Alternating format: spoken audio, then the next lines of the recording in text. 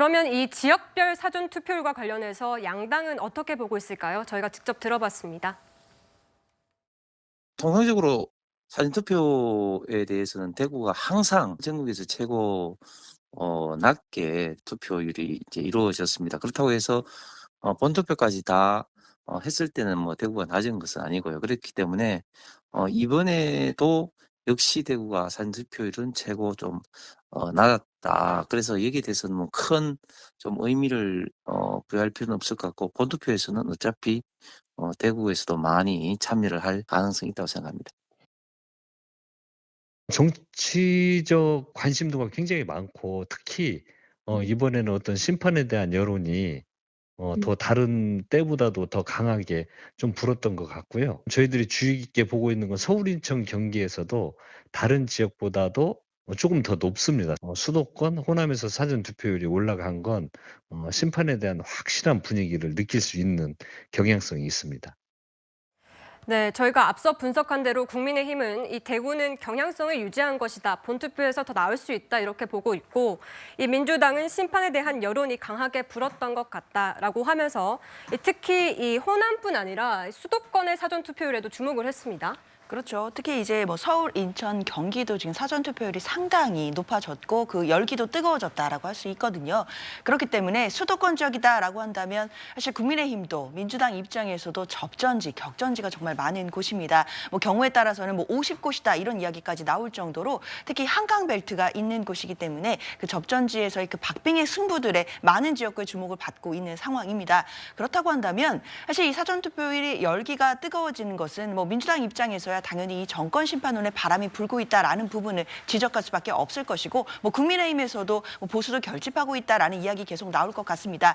양 진영이 결집하고 있는 분위기는 확실히 있는 것으로 보이고, 또 한 가지는 이 격정지나 접전지에 계시는 지역구민들 입장에서는 본인이 행사하는 표의 효용성이 체감적으로 높아질 수 있다라는 부분도 좀 꼬집어야 될 것 같습니다. 왜냐하면 정말 격전지다라고 한다면 1000표 이하, 그러니까 몇백 표의 차이로 당락이 갈라질 수 있거든요. 그러면 본인이 행사하는 한 표로 인해서 승부가 갈릴 수 있고 내가 뽑는 후보가 정말 당선될 수 있다라는 생각이 든다라고 한다면 그 격전지에 계시는 주민들께서도 이 표를 행사하실 가능성이 훨씬 더 높아지신 것이고, 그 표에 대한 체감적으로 느껴지는 효용성은 반드시 올라갈 것이라고 보입니다. 그렇기 때문에 사전투표뿐만 아니라 본투표율에서도 수도권 지역의 투표율이 또 굉장히 올라갈 수 있겠다라는 분석도 나오고 있는 상황입니다.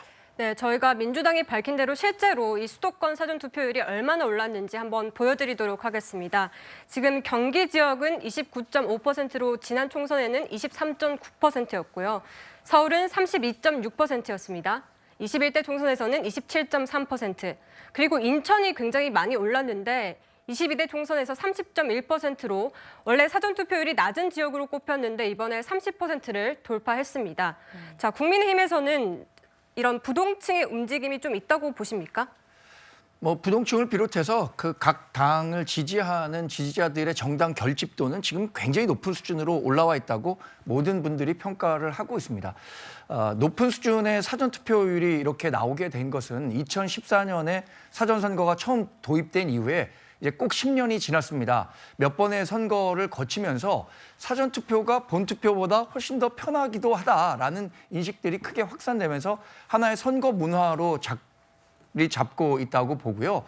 이 사전선거가 그러면 특정 정당에게 유리할 것이냐, 이것은 사전선거 비율이 좀 전체적으로 낮았을 때는 모집단에 좀 차이가 발생해서 특정 정당에 유리할 수도 있었다고 보는데, 지금은 이렇게 30% 높게 되면서 대수의 법칙이 이제 모집단이 커지면 평균에 수렴한다는 거 아닙니까? 그래서 이 높은 사전투표율이 과거처럼 특정 정당에 유리한 결과로 이어질 것이라고 보지는 않습니다. 알겠습니다. 이 연령대 중에서도 2030이 대표적인 부동층으로 이렇게 분석이 되고 있는데, 그래서 여야 모두 2030 표심을 잡기 위해서 노력을 해왔죠. 이 2030 표심과 관련해 지금 양당에서는 어떻게 생각하고 있는지 들어봤습니다. 20대, 30대층이 통상적으로 사전투표를 많이 하는데, 여러 가지 여론조사에서 20, 30대 층이 민주당과 좀 조국 신당에 대해서 좀 부정적인 인식을 많이 갖고 있는 이런 면들로 인해서 사전투표율이 좀 높아진 게 저희 당에서는 굉장히 좀 좋은 신호가 아닌가. 2030이 부동층이 다는 아니고요. 약간 높은 정도입니다. 지금 현재 나온 민주당 후보들에 대한 논란 이런 것들에 대해서는 뭐 전략을 담당하고 있는 저도 정말 송구한 마음이 많이 앞섭니다. 그런데 이제 투표가 시작이 됐고 유권자들은 투표를 행사를 했습니다. 네, 지금 민주당은 2030이 부동층의 다는 아니라고 보고 있고 또 국민의힘은 오히려 이 사전투표에 2030층이 많이 참여를 했다면 우리에게 더 유리하다 이렇게 보고 있네요. 네, 그렇습니다. 이 사전 투표를 많이 하는 연령층이 어디냐에 따라서 각 정당은 유불리가 좀 갈릴 수 있다라는 분석이 설득력을 얻고 있습니다. 왜 그러냐면 일반적으로 여론조사에서는 이 무응답 비율이 많았던 연령이 2030입니다. 그런데 특이하게도 사전 투표의 경우에는 2030의 참여율이 상대적으로 높았습니다. 저도 뭐 개인적인 경험이긴 합니다만 제가 갔던 사전 투표소에도 뜻밖의 이 젊은이들이 어떤 자신의 신분증을 들고 와서 이 투표하는 모습을 좀 볼 수가 있었는데요. 이게 그만큼 여론조사 응답은 상대적으로 소극적이었지만 투표 참여 열기는 2030도 기성세대 못지않게 이 투표 참여가 높아진다라면 스윙보터로서 충분히 역할을 할 수 있겠다 이런 분석이 나오는 것 같습니다. 더더군다나 2030의 경우에는 입시라든지 부동산 문제 그리고 병역 문제라든지 상당히 민감한 이슈에 이 반응을 적극적으로 하는 이 특성이 있었습니다. 이런 점이 이번 총선에 어떻게 표심으로 드러날 것이냐 이것이 막판 이 여야 당락을 가르는 이 중요한 변수로 작용할 수도 있다. 이런 관측이 나오고 있습니다. 정광재 대변인 짧게 하나 여쭤보자면 그러면 국민의힘에서는 왜 2030 투표율이 이번에 높았다면 유리하다고 보는 겁니까?